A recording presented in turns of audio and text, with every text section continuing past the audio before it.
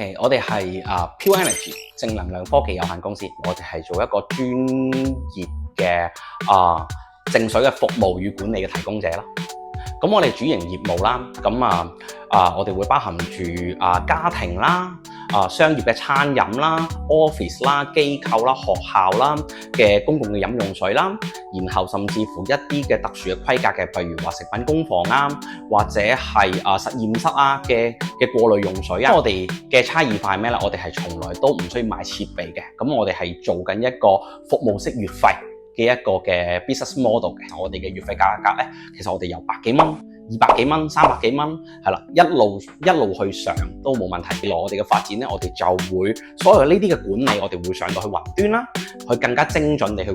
幫客人去做保養同埋換濾芯啦。嘅挑戰就係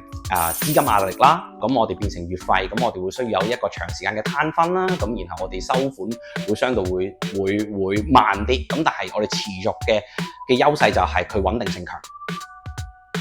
我哋嘅未來發展嘅計劃啦，會更加集中喺家庭啦同埋商業上邊啦，咁希望喺3年內會去達成到2萬個用水場景嘅用戶。